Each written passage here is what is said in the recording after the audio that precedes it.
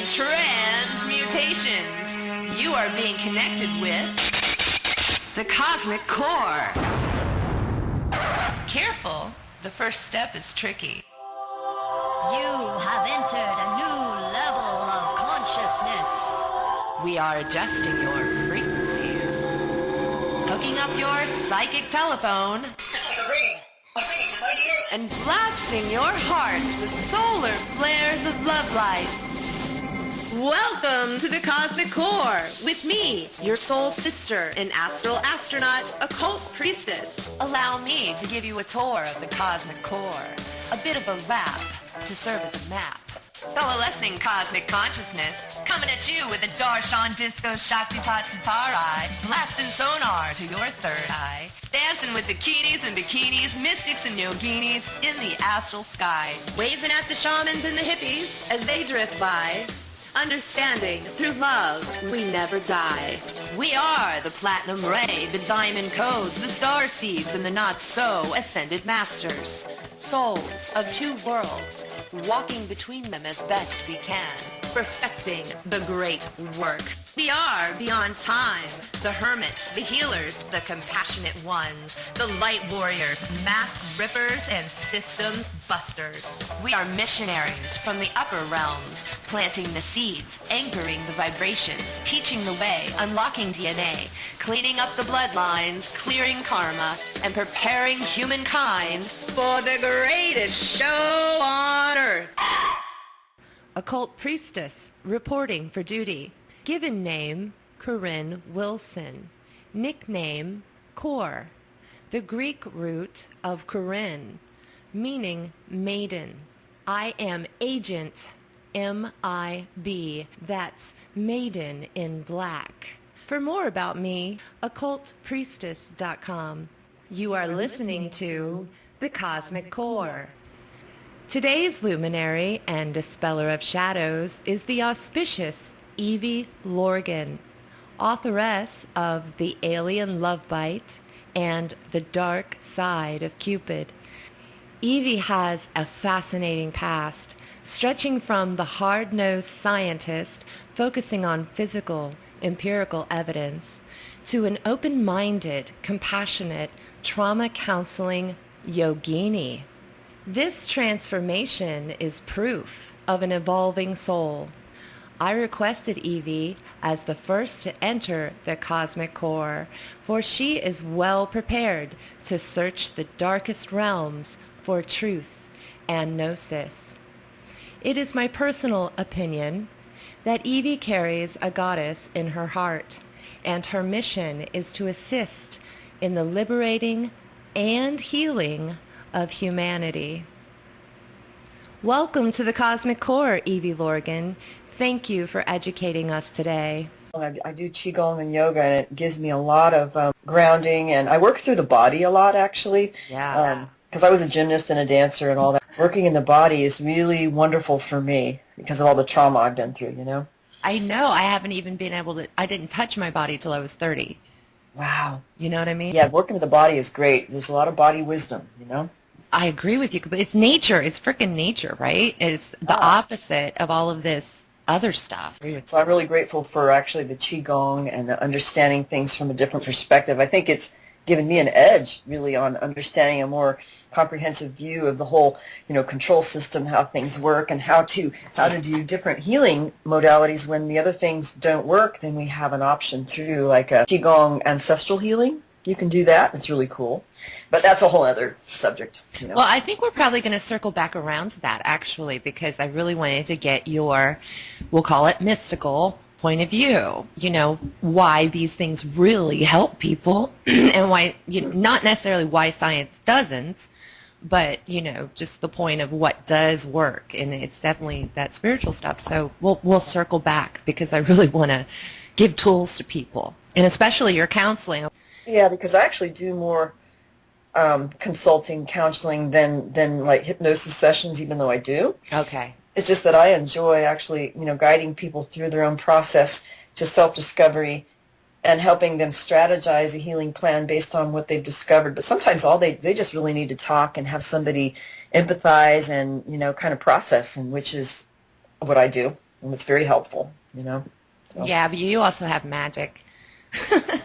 I think you're like a past life yogi too. You know, one thing I didn't mention is I think our missions are very similar life to life. And if you're a jerk, you're probably always a jerk. And if you're a good person, you're probably always a good person. That's some of the things that we've discovered in a lot of the past life stuff. Mm-hmm. Like, the love bite was like a sorcerer, and then you realize that lifetimes ago he linked in and he was like bad every time, you know? Exactly. It's like we're being targeted throughout lifetimes because time doesn't exist. Time isn't real. We're having all of our adventures at one moment.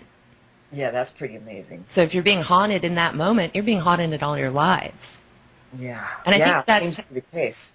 I think that's how the dimensions work, because the fourth dimension manifests immediately, and then it filters down into our third dimension, into our energy bodies, and then into physical reality through the subconscious. Wow. Yeah, it's just so amazing. Count had some interesting things to say about the collective unconscious of humanity. Yes. And how, all that's being affected by this whole black goo and the trauma aspect. So when I was in a Kundalini awakening, out of my body and out of my senses, I was on the fourth dimension, and I was concerned that oil was being fracked and stolen from the earth and taken off planet. I do not know why I was concerned about this, but I was. And in the fourth dimension, I saw the black goo. It looked like black oil to me. Uh-huh. And my spirit guide told me that it is prima materia, first matter. Prime matter. It can be programmed like a crystal and programmed with positive or negative intention. Now, my use for the black goo was to build a staircase so I could get beyond the fourth dimension and basically tell the gods what the humans were doing on the planet and be a tattletale and say, please help us. And that's really been my mission a lot, is going up to the upper realms and say, oh my goodness, like back in the early 90s, George Bush Sr. was trying to ban herb sales, where herbs were going to be all from pharmaceutical companies. And I got my witchy friends together, and we did a spell saying, no, you can't do that to us. We want to keep our herbs, and they must be legal and free in the grocery stores. And that's what happened, thank goodness. Wow. So I've always been in the spiritual warfare. I just didn't quite see it that way. Yeah. Well, the whole black goo, like the crude oil of Earth that's natural, is like Mother Earth's blood. I agree. So it's like, I've heard that one of the reasons why, let's say, the dark magicians will do satanic blood sacrifice rituals at ley lines, so they can program that energy and intentional consciousness directly into the ley lines that carry the crude oil of Mother Earth. Like, I guess there's ways to make it be like a communication system throughout the planet, and then it affects our subconscious and the collective unconscious of the planet through the energy being programmed that way. That makes perfect sense. And there's another movie reference. Again, it wasn't Black Goo, but Ghostbusters Part 2. They had slime, basically, that could be programmed either happy or sad. Wow. Yeah. Well, it doesn't surprise me. There's so many things, what they say, under the sun that we have no idea. Well, the collective... For thousands of years, right? Yeah, the collective unconscious of humankind is a very real, almost like a real place. It's a real energetic field. And many light workers are born to even just clean that up. They have a life where they just have 9 cats, they don't do anything, but their energy fields being here is helping clean up that dark consciousness that has ruled over the collective unconscious of humankind. I agree. Yeah, some people have that quality where it's just their presence of being that can create changes around them. And I've run across people like that. I think that there's some people who just have that kind of frequency and they just create these spontaneous changes, and they may not even realize they do it, actually. Yeah, whenever I'm feeling like I'm not working enough in the world, I just thank myself for being here. And I think it's a really important self-acceptance that, we're taught that we have to pay to live on this planet, that we have to be part of the system and on the grid to have any effect in this world. And if you're really, really traumatized, then it's a good time to just go within and say, I'm not working now. I'm working on me. I'm self-focused, and I'm working on loving myself instead of continually giving and giving and giving and being depleted. Well, that's a common I think that's a programming for a lot of women who especially become mothers, that certain, I think, religious belief systems have this thing where they make you be, like the Mother Teresa, you should give all and be this wonderful, give, do everything for the kids and the husband, and then pretty soon you're burnt out. And women have to learn how to pull back a lot of the times, pull back their energy to nurture themselves so that they can, maintain their life and their energy. I mean, I know I had to do that when I was, after I gave birth to my son. I was very sick because it was really hard. But we have to learn how to do that and not be made to feel guilty for nurturing ourselves. Yeah, and I think it's in men too. It's just more hidden. I mean, I know men who won't buy themselves clothes or a cologne or anything to make their day nicer. Yeah, I guess we have our own belief systems of what we think that we should do, and even analyzing what we're believing is really important in terms of coming to a clearer understanding of who are we really inside, and what kind of overlays do we have of belief systems that we've just kind of learned, but is it really the truth of who we are?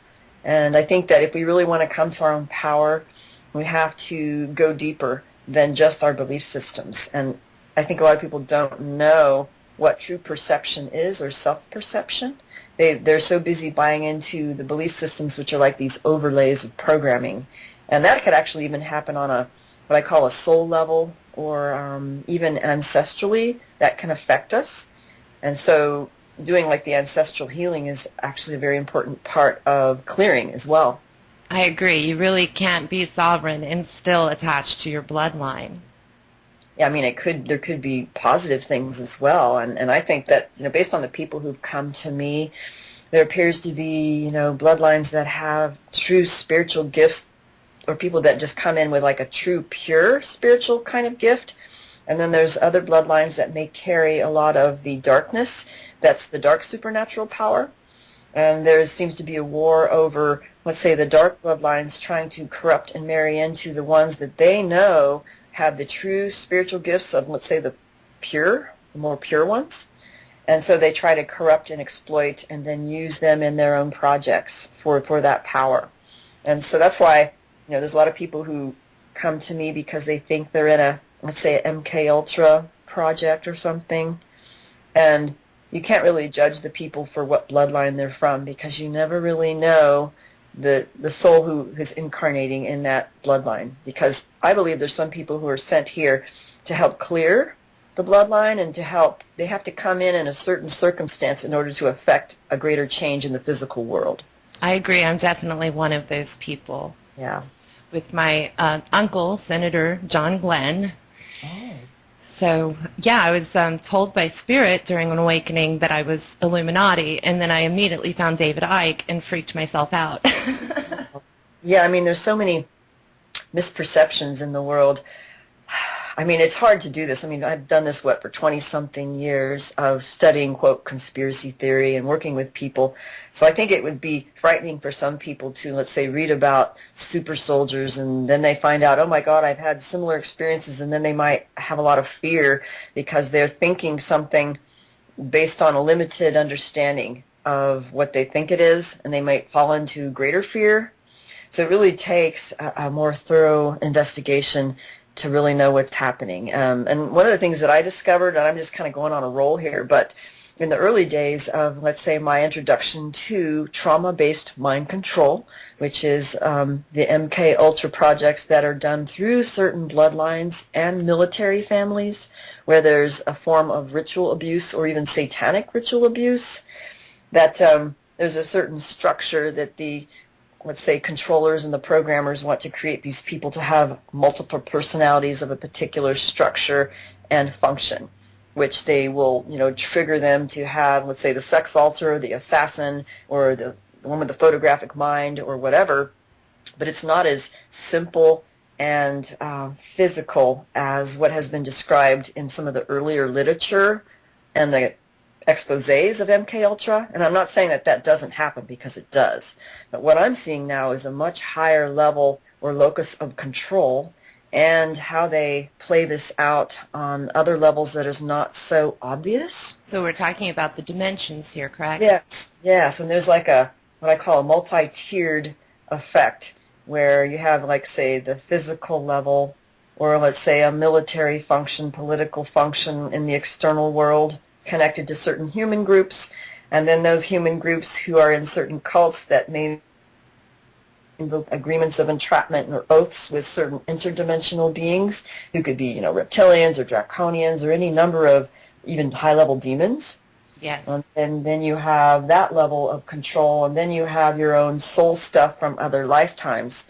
So you may be able to have a function, for, say, as a MILAB or a super soldier for a military purpose, but then there may be another whole other job you have on this other level, another altar that's more hidden, that's working on, let's say, the occult level. So a lot of times people, they have no idea, you know, how involved this really is on all these different levels.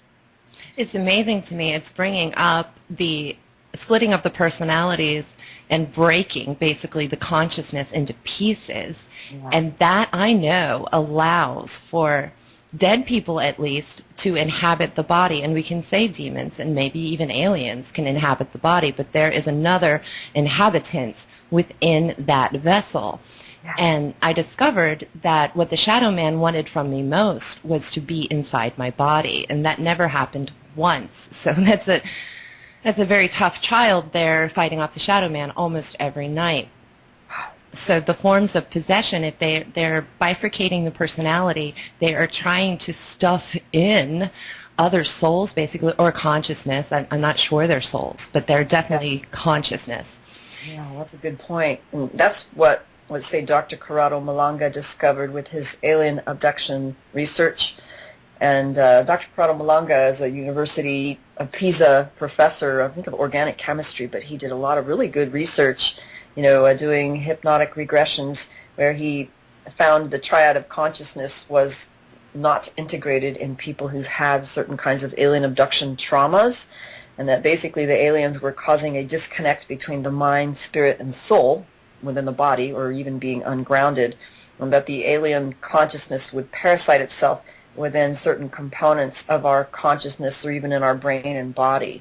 And so they basically live through us like predators or parasites. And I think they seek to do a full possession. If they had their agenda fully completed, they would want to make a human vessel or human body so that it was easily decompartmentalized, so that the highest self can't fully inhabit the body, and then basically be a programmed robot while they use this pure higher self as just the battery that operates their will and their parasite consciousness. So it's basically really like a type of possession, but I think they use technology, advanced technology as well, to help do that, including genetic manipulation. I agree with you, and you know what? My higher self is also agreeing with you right at this moment. The bifurcation between the levels of the soul, the mind, and the body, and that's what I experienced when I had to talk to 5 different levels of myself at once to get them all in contact with each other, because it was like there was a black glass between them, separating them. But I agree.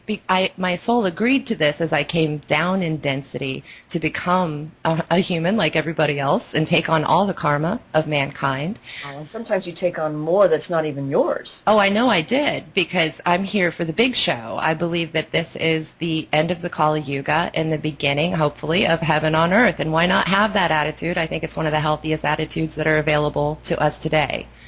Yeah, you know, that's interesting that you experienced that through your own investigation of having parts of your self compartmentalized. So sometimes it's like if there's an alien parasite thing going on with their implants, it makes it really hard for you to reach those powerful connected parts of yourself that's connected with your power. So they basically hijack, you know, your power, and then they use other parts of you to be operatives to do things for them. And so you have to basically learn how to reconnect with those parts of yourself and then cast out the alien parasites and whatever they're doing to keep you linked in with them. And they'll say all kinds of things like, oh, I'm your protector and you agreed to this and this and that. And, you know, maybe some of us did, but more often than not, it's a type of agreement of entrapment, and you could always basically change your mind and say, hey, I'm not doing this shit no more. It's like, this is bullshit. So But one of the things I wanted to mention, that we kind of discussed it before, and it was how we connect with different parts of ourselves or can create a type of internal communication and healing that goes beyond, let's say, the Western viewpoint of medicine or healing or psychology. And this is something that I learned in a Taoist Qigong practice, where you can actually do types of healing and communication with different parts of your being based on the 5-element theory of the different energy organ systems we have. And that's a way to connect with parts of yourself that sometimes can't be communicated with in any other way, like with the breath and with movement, for example, instead of just some kind of conscious intention or a mental statement like an affirmation. Sometimes those things don't work on other aspects of our being, but when you do other kinds of practices, you may have phenomenal healings. Yeah, what some people might not understand is that we have something that's called a pain body, and it's an etheric body that is built up throughout all of our lifetimes, and it can carry trauma from this time and times before, so to speak. And that pain body is what can be linked into, amplified, and keep you in a physical jail almost. Oh, yeah. Oh, definitely. I mean, wherever there's pain, I remember they used to say, wherever there's pain, there's excess, in terms of excess energy or a block, or you're not getting a flow. So everything in, the Oriental medicine Qigong is about increasing your flow and, clearing out the blocks in the different meridians and systems so that, you can build your power and maintain it, and then have a greater ability to hold more power and more energy so that you can do transformational consciousness kinds of things. Yeah, what's so special about that system is that you're working through your physical vessel. So you're saying, I'm in nature, I'm a child of God, I'm in nature, I'm physical. So you're working with your pain body and loving your physical body, as well as working on the transcendental level. Yeah, I mean, and that really works for some people. It's one of the things that I've learned, because I was always kind of a, let's say, mental, really into the thought or into the dream realm, but working with my body has helped me learn things that I wouldn't have learned otherwise, and like being sensitive to energy and understanding, like coming into balance. You know how we say that in order for us to connect with our spirit, for example, we have to be in balance and get a state of stillness. And so even when you practice things like balancing postures in yoga, that it's understanding things on a muscular level, an experiential level of what you're doing in your body, and then applying that to higher and more refined levels of consciousness.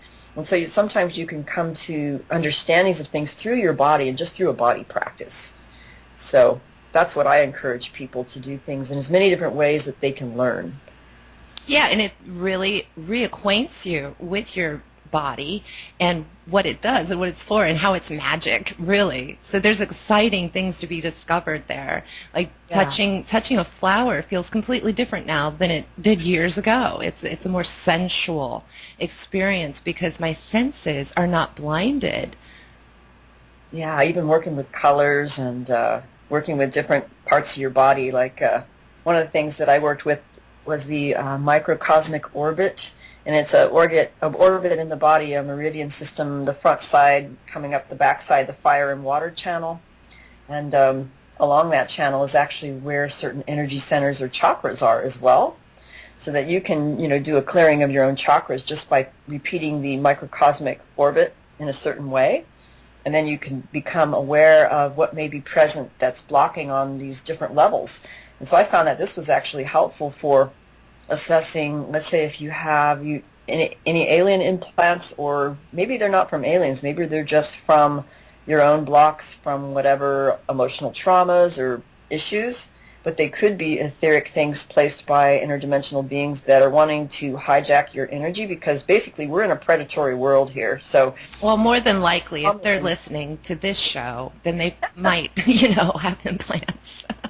Yeah, I mean, that's actually common, that I think everybody has something. We're born into a predatory world, so energetically our energy body has been linked into, unless we're a high-level yogi born that way, but I think that we're born into a system of predation. Yeah, just by taking upon the flesh, we're taking on the karma of the flesh.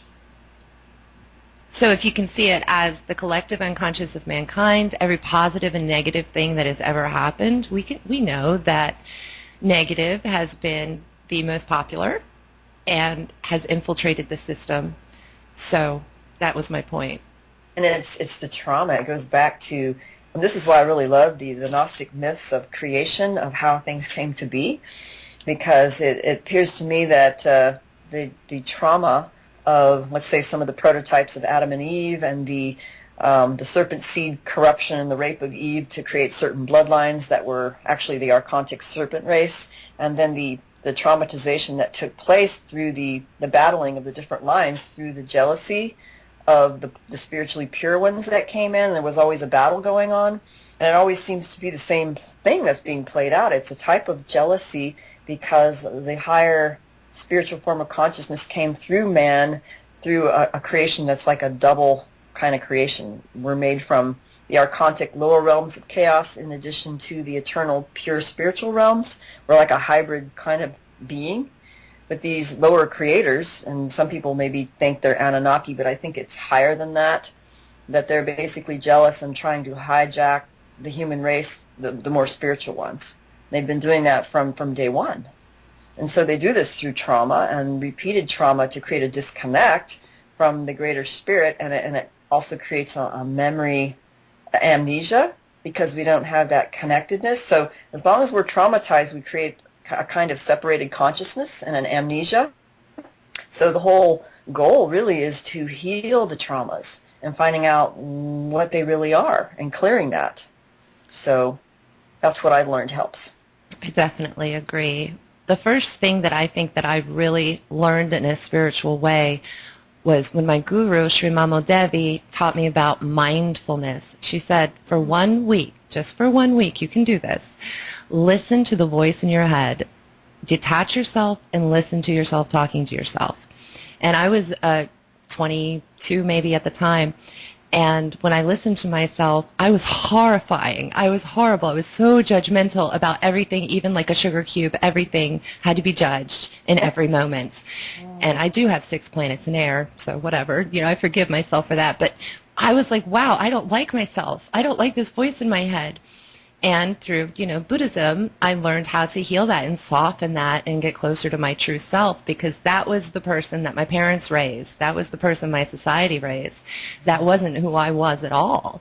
Yeah, it's like the external overlay of the programs, and I think, they put in implants to even exacerbate some of the, the mind parasite chatter. That's what I call it. And one of the things that I have to be grateful for also is meditation retreats, where I actually went to a teacher, and I learned through several meditation courses and retreats to get a better idea and experience of what that is, like just listening and being aware and not following the thoughts and trying to get to a deeper level of self-awareness. And boy, that woke me up more than even like classical therapy did, because it was like the constant mindfulness of just being aware of what's going on all these levels.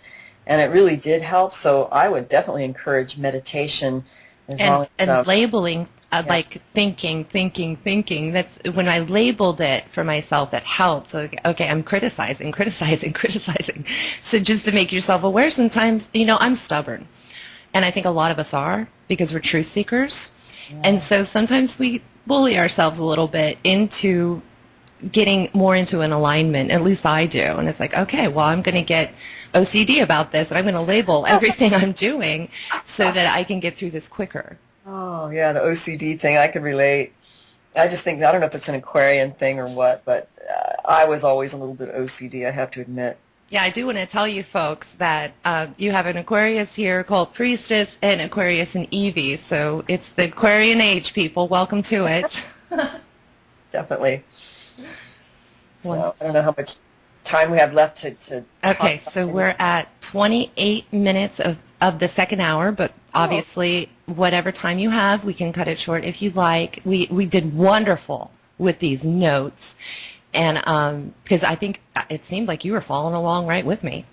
Yeah. I'm sure, because I didn't know if we wanted to open up into the Love Bite or the Dark Side of Cupid or anywhere else on your list. I don't have it open in front of me, so. Okay. Oh, wow. Well, you've been going right along with it.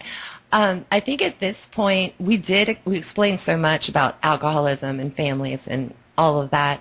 And we also explained targeted individuals. I think we're at the solutions tactics. I just made that up. Solutions. I spelled it wrong. And I was like, wait a minute. It's solutions. Like douche? Yeah, soul. So where we're at is, I believe the more an ego you are, the less of a soul-based being you are, the easier you are to mess with. Yeah. And then it's be moral. I would say that's true. Yeah. And then this is just moral, kindness, how to be a person, and then how to claim sovereignty. And then I guess I'm just going to click on that. Yeah, never mind.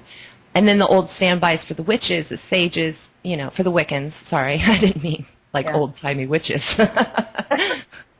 Because I was started Wiccan, but I'm definitely Buddhist and Hermetic. You know how it goes. You collect. Yeah, it's just exploration and discovery all the way. I mean, that's how I work with people, that really I can't tell them how things are, but I can help guide them through a self-discovery and inquiry process where hopefully I can provide that to help them self-connect and discover what they're ready to discover. And so really, I have to ask about, what can make us ready to self-discover whatever it is we need to tap into that deeper spiritual wisdom and empowerment or sovereignty. And that could be a real interesting thing, because some people have a more difficult time of that kind of connection. And sometimes I wonder, of course, I'm an Aquarian, right? So that's really important to me, all these spiritual things and healing, and I'm almost OCD about it. But I sometimes wonder, is there an ego thing that's actually blocking people from having that deeper connection? That was definitely my next question. I was going to ask you directly, what is up with the ego, Eve? Because you're on both sides of the fence. You were scientific, and now you're spiritual and scientific. Yeah, the more I think about it, though, I don't think it's that the ego is bad per se, because we need an ego to function. I agree. I wouldn't take a bath or eat or buy clothing without my ego. Yeah, we have to have a sense of identity to function in this world, but it's almost as if we have to take a back seat from, I really think it goes down to what are we unaware of, what kind of delusions are we under, and how strongly are we identifying, of course this is Buddhist, with the delusions. Yeah, and it's, well, I think for the Western mind, we're talking about being tricked and manipulated. Yeah, and that's a trauma in and of itself that is actually hard to get out of. Like, there's some people that I've worked with where they've had, let's say, a Dark Side of Cupid relationship, and it takes them a long time just to get over the trauma and the shock of the reality of this, and the reality of a predator so evil that would do this, and they just can't get over how could someone or something be so evil to do this. Yeah, and they take it personally, don't they? Yeah, take it personally. It's like let's say a young soul coming in here who's pure, and let's say from the eternal realms, it's beautiful, it's harmonious, it's giving, it's loving, it's like you would never assume that somebody wants to do you harm and hurt you and be like a horrible predator, right? So when they come into this world, it's a total shock coming into like the reality of like, oh yeah, you have to worry about pedophiles and freaking black magicians and being an MK Ultra and like your politicians being like totally corrupt and all these things, and it's very traumatizing. And even your own family, yeah, it's not just ancestors, that's for sure. So that's traumatizing in and of itself. But one of the things that I will have to say is, what can cause us. What is the factor that's preventing? I mean, there's always a problem, right? To prevent our empowerment, to prevent us from coming to the knowledge of the inner truth. To stop us from looking within, to keep us looking without. It's like there's a mean-spiritedness of unwillingness and selfishness to hold on to a false self-view and worldview, and a desire to control this false view. So it's, how people will defend the matrix. Yes. And defend the matrix of their self-belief, of thinking that everything that they believe is absolutely true. So when anybody brings, let's say, a counter view to that, to their attention, they immediately will defend, attack, and make you wrong so that they can maintain that belief. Yeah, and even Bob Marley said, is there a place for the hopeless sinners that hurt all mankind just to save their own beliefs? And I really agree with that. It seems as if when I come across a person like that, they've already sold out, and they know they've sold out, and they want you to sell out too. Yeah, and that's pretty interesting, when you come across, they know what they're doing. Yeah, and this is the it's things a that willful a pure soul is very hard to fathom. Like, how could they actually intend on doing and being that? Like, oh my God. Yeah. It's a shock to, like, but when you have one of these Dark Side of Cupid relationships, and let's say it's one of the bad ones, like in my book, which I didn't really get to talk about much, let's say one of the types that are a predator that has an attached entity where there may be a full possession going on of using this person as basically an organic portal to, like, mess with you and suck off your energy and make your life miserable, okay? And then lying about it, pretending to be something other than what they are. And then the question is, are they really doing this? Do they really know what they're doing? Right. And they're really doing it on purpose? Right, because we have none of that in us. It's surprising and shocking and traumatic. Very, very. And so this happens in relationships, even in, let's say, a minor codependent one, or where you're with somebody who maybe they don't have a full-blown personality disorder, but they're in denial about something. And you have to wonder, are they, like, doing this on purpose so that whenever you bring something to the surface or want to do something that's good or enlightening, they'll do something to punish you, and then they lie about, like, what they just did to punish you? Like I totally agree. And when you first meet them, somebody said we first meet the ambassador of the self. We first meet almost like their soul. We can see their soul, and we're like, wow, we really like you. And then everything becomes physical, and we get to know their ego personality. And that's just straight up psychology. And this is that extra added element that makes it so traumatizing that it's actually intentional and it's actually against you. And that's why we take it personally. And we can't believe that someone is willfully ignorant on purpose. Yes. I mean, that's an important point that I don't think many people have even brought out that I'm aware of on radio shows. It's basically these people, whoever they are, these predators, they're doing it on purpose. They're lying on purpose. And even when you want to bring the truth to them, let's say you're in a relationship with someone who has these characteristics, and this is what makes it hard. Let's say you want to play by the rules of honest communication, compassionate communication, and you can't play that game with them because they're liars from the beginning. So you can't. So what happens is when you don't have a real strong core, I talk about this in my book, like the blind spots that happen to people who've been traumatized, and why we don't see the predators coming in our midst, why we don't know we're with a psychopath. I lost the train of thought, but it's okay. I'll edit it. Just rebuff yourself. It's just it's a crazy making thing when you're in a relationship with them. You want to assume that when, let's say, you're talking, that they're actually going to tell you the truth, but what they do is lie, but they don't know they're lying, or they're lying on purpose, but telling you it's the truth, and it causes you to self-doubt your reality and self-doubt yourself, so that when you perceive something from them and they say, well, no, I'm not doing that, but they really are, it makes you doubt yourself, so that you can no longer trust that inner voice of intuition. Totally. It divorces you from that inner voice, and that is what we call nowadays gaslighting.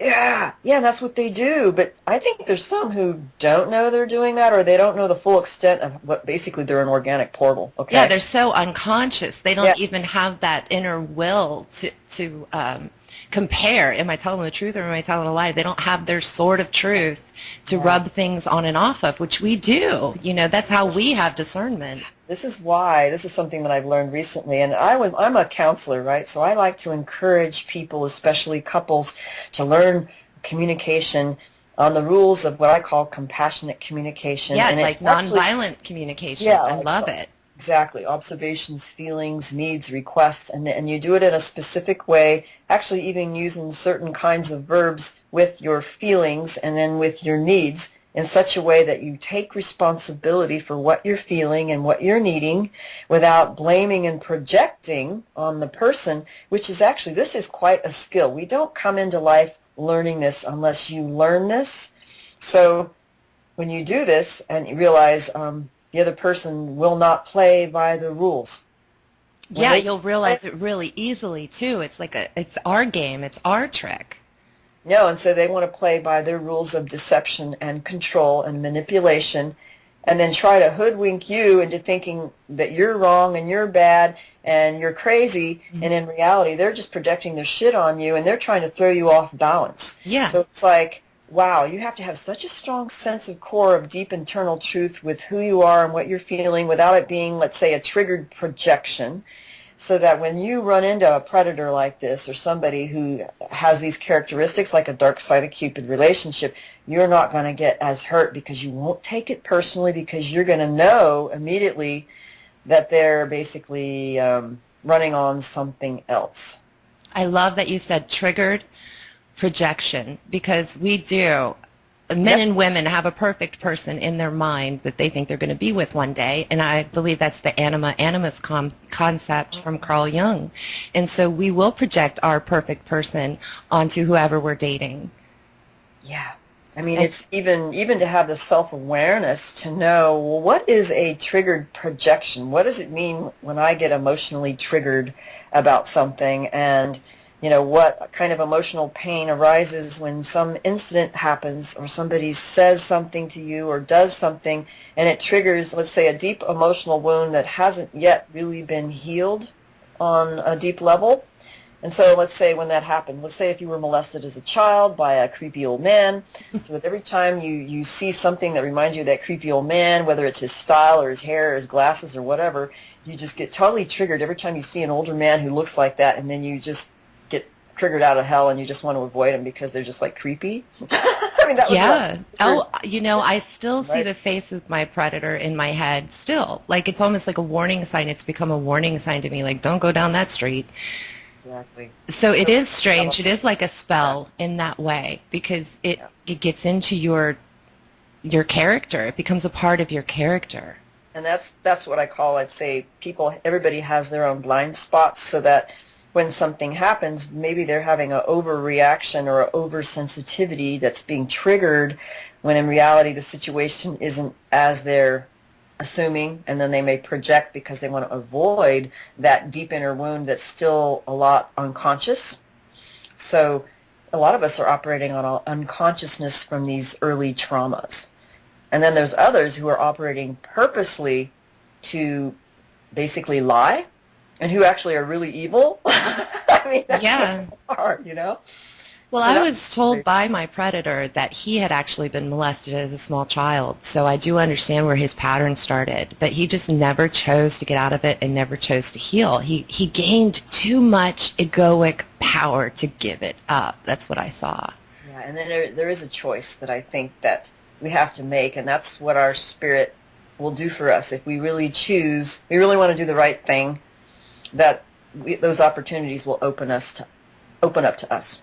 Yeah, there is help, and it's reaching out to you every moment, every day. You just have to make your own willing choices.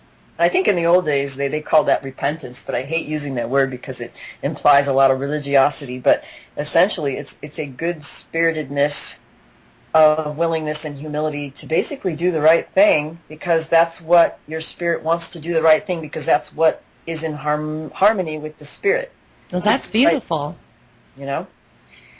Yeah, it's a sense of grace, too, to invite grace into your life so that you're not always freaking out and being triggered. Yeah. And that's the game, I guess, to be in this incarnation. And when you want to do the right thing, you want to connect with the spiritual nature and awaken yourself, help awaken and heal others, then you come across the anti-force that will throw in everything in your path to, throw you off. And it feels like being targeted, but who knows? Maybe it's another way to grow.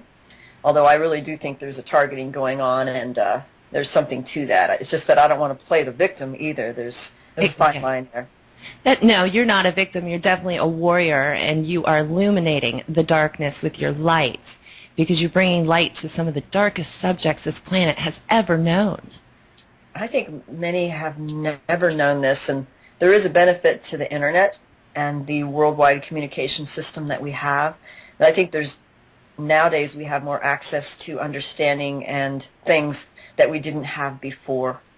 So, we have greater disinformation too, but I think just knowing that these things happen all over the world and that we're not alone. I mean, with the whole love bite thing, for example, the alien love bite and the abductions and the Dark Side of Cupid, if I had not communicated with many people in the world and come to know that, oh, this is not my imagination, this is not just a fluke, this is not just, oh, somebody is mistaking something for another, this is actually true because it's happening all over the world, and because we have the communication system to allow communication and understanding and seeing all these patterns for what they really are on a whole other level. So. I totally agree. And during my first awakening, I understood through Carl Jung's work, and maybe even Carl Jung himself, that the World Wide Web was the manifestation of the collective unconscious on the third degree, on the third dimension. That's interesting. Yeah, he was, I think, enlightened for his time. Well, you know, when he was a younger man, he wrote the Red Book, which was full of mind-blowing mystical insights and beautiful, intricate drawings. And he kind of hid it away, and it wasn't published until recently. But it is his mystical Satari empowerment that he knew he was special, and he knew he had to teach us very particularly and very carefully, because he did not like to go into the fourth dimension with his work, but that's where I picked up his work. Wow. Yeah, it's fun. Yeah, I mean, the Jungian stuff is helpful. Although, I mean, I think that there's a lot of question about what we call the artificial intelligence infection of this kind of alien consciousness that, you know, a lot of the talk now, it's from the alien black goo, but there is a kind of alien consciousness that's acting like a infection that's happening in people and in consciousness. And I think it's similar to the alien parasite thing that can happen in a more, even an organic way. But now there's ways that this can be done technologically and through our communication systems with how technology is set up now. And that's something, well, one reason why I got off Facebook, I have to say that right now, is that there's a lot of trolls and there's a lot of weird interference that happens with technology, and I'm sure you've noticed this, you know, being a radio person and talking with people on Skype, for example, that whenever you get to the really, really interesting stuff where you're having a high energy or about to reveal something that's secret, then you'll have, you know, get cut off and weird sound distortion, and then weird stuff will happen, and, you know, this happens on technology, Facebook, social media. I've noticed this a lot, where I reveal something on an article or a radio show, and then the trolls start showing up, and then they start doing their attacking bullshit, and it seems like, oh, it's just a natural occurrence, but the way it's engineered makes you really wonder, okay, this is a type of hyperdimensional attack, and it's happening through this, this, and this. I mean, I've had people report to me that on Facebook they put in private messages to people that end up on the public wall space that they didn't do. And then it creates all these infighting and misunderstanding and assumptions and projections and wars from all this going on.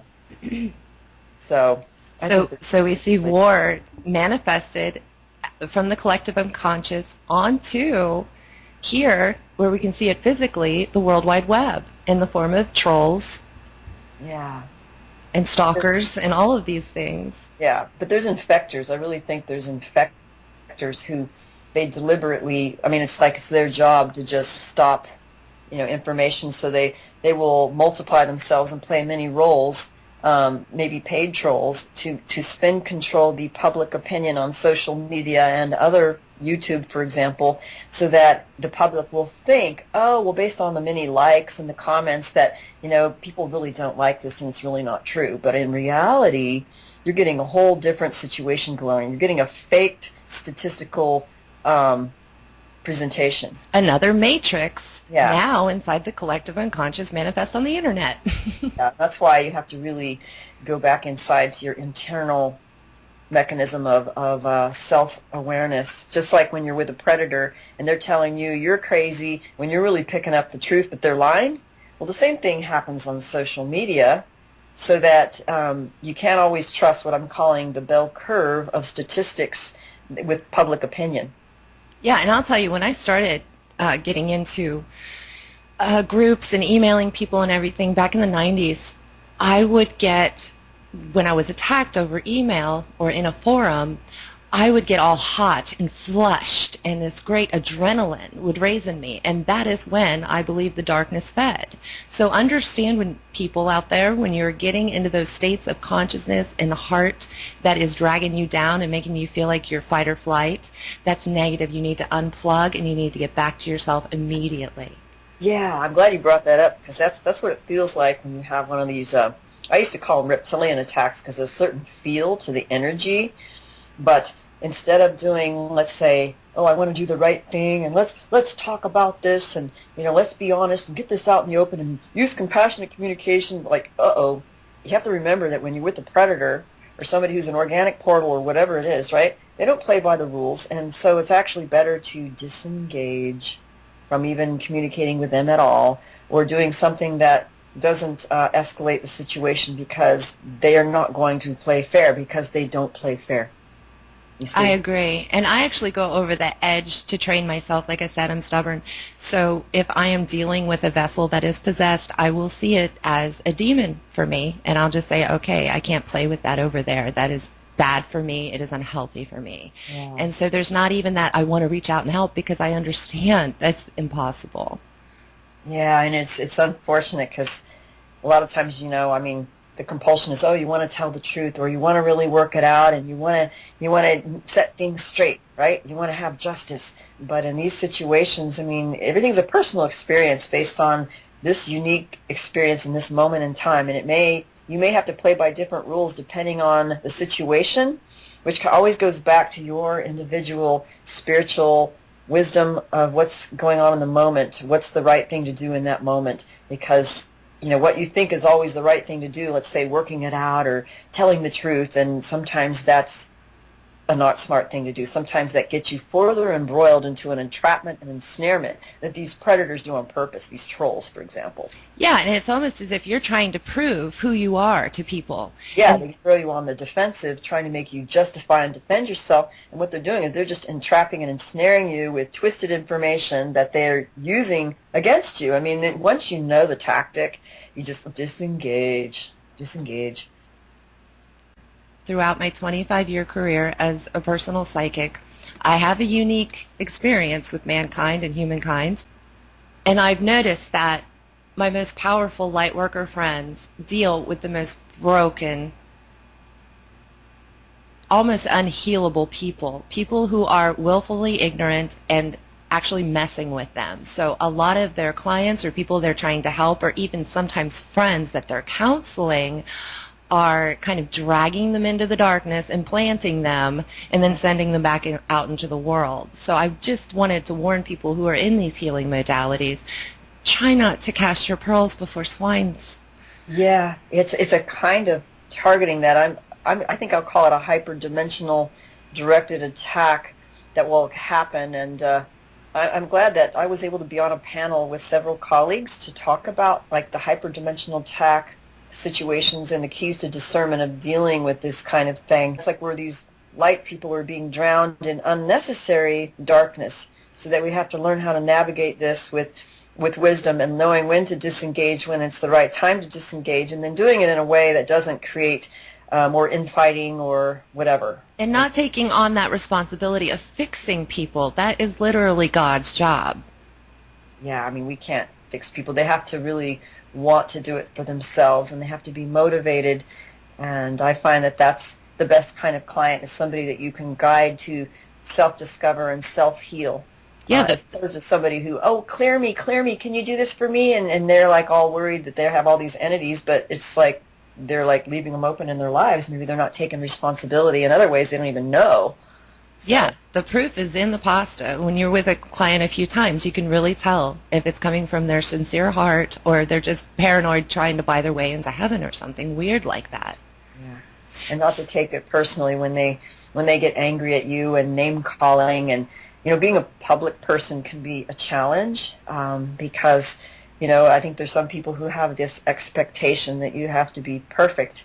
And then when they find that you say something that they feel is a contradiction, I had this happen actually on a show, and it was actually a troll actually doing this. I realized it was a troll that was a self-proclaimed borderline personality disorder, and then I realized there was nothing that I could have done really to appropriately defend this accusation against me. So it's hard because people will try to find things to make you wrong and bad, and and every little mistake or misunderstanding could be used against you, and it's very difficult. It's amazing. I was just thinking yesterday, when you're in that darkness, it's like trying to walk with the football team completely on your back. Yeah. Exactly. Okay. Oh, so now I'm going to ask you is it okay if we go into your counseling? I was going to ask you some direct questions. Sure. I don't know how much time we have left, so... Well, it's all getting edited, and you'll say what you want to say, but I'm going to ask you direct questions. Okay. So, Evie, when someone comes to you with their story, how does your counseling work? Can you walk me through what you do? That's a good question, because I don't like to be really technical about all these different modalities that I do. Like, some people will market themselves as saying that they do this and they do that, and it sounds so wonderful, and they have technologies to do this and that, and I'm more of an intuitive person who likes to go by basically my intuitive process of assessing where these people are at, getting them to let's say fill out a questionnaire that's based on certain kinds of experiences, if they can do that before the session. And then depending on they may really need just to talk and to be heard and to kind of get an understanding of what their experience is.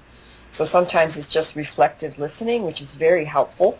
Sometimes I will guide them through, let's say, a relaxation where it's like a guided hypnotic regression. But I do this in such a way that it's not just to retrieve memories, but to resolve what is the most important, let's say, trauma or blocked emotion, and then getting insight on that, as well as releasing anything like an alien parasite.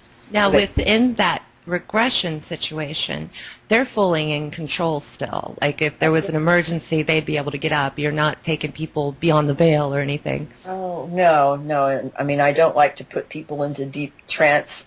I think that they have to feel safe and ready to do that anyway. I think a mild guided thing where they can be relaxed and feel safe, create their own safe place, and then guide them in a way where I feel like intuitively I know where they need to go to reach something, and they may not know where they need to go, but I could sense it, so I try to guide them to self-discover things. That is a great talent. I understand what you're talking about, where you can actually locate their issues because you're up there in that fourth dimension, let's say, with them.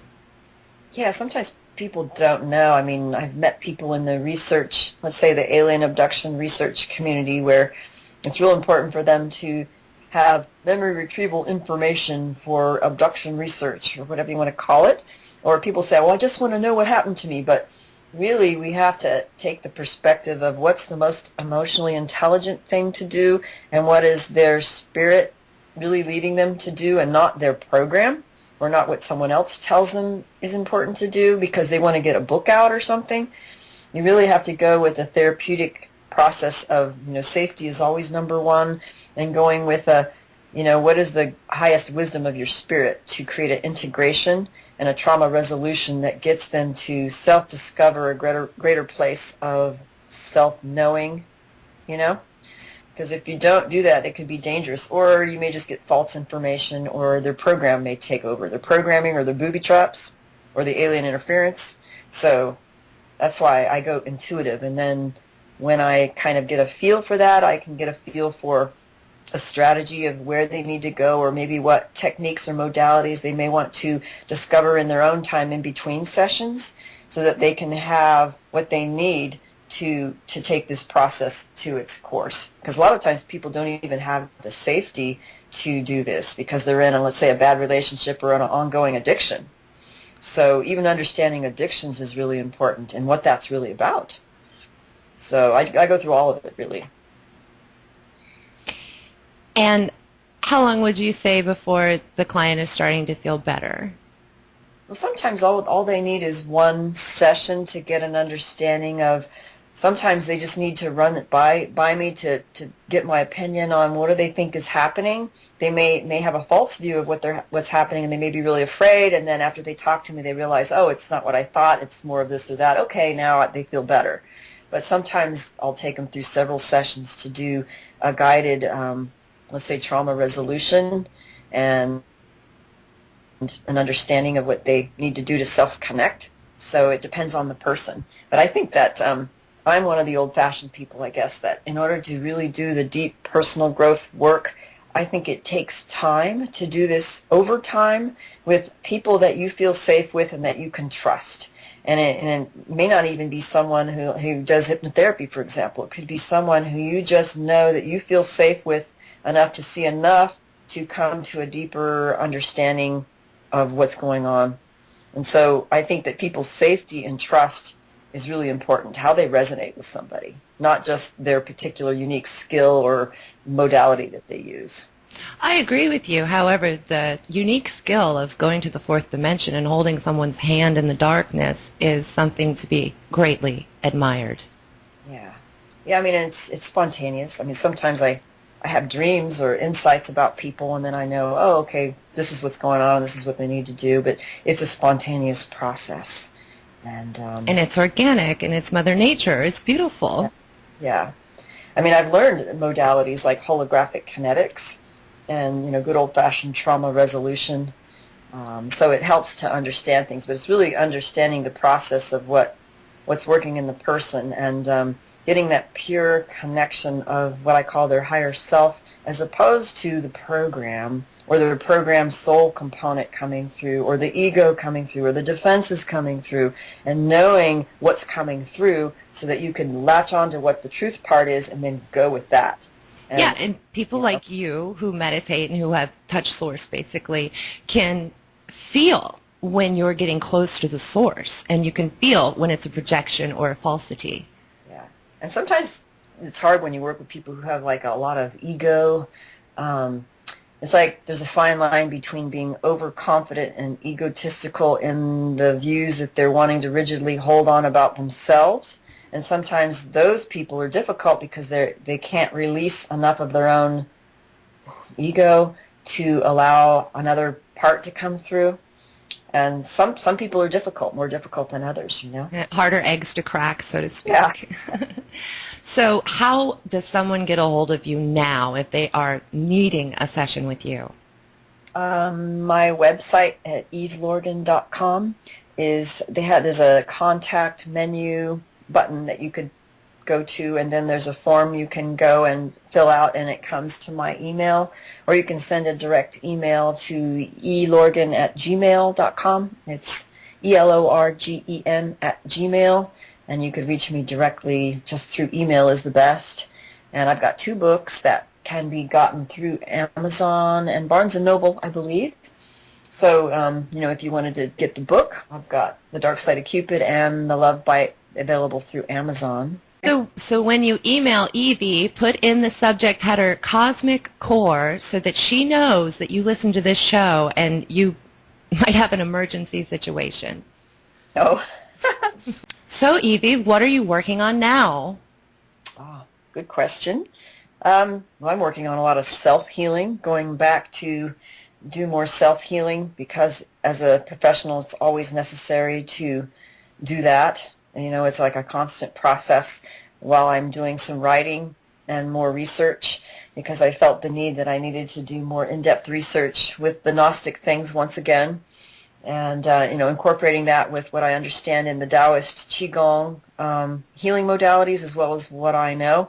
So I'm just kind of deepening my own self-healing research process and writing right now because that's what I felt like I needed to do. So that's what I'm doing. That's amazing. You are in the cosmic womb. You are in the creation of it all. And we're going to get a product out of this, and that's going to be your 3rd book. Yeah, and that's probably a co-authorship, and I'm not going to say too much about that, but it's going to be good, I can tell you that. Well, we're very excited. I know I am. I could feel it in my bones because we're getting to bigger and bigger revelations as time keeps slipping into the future.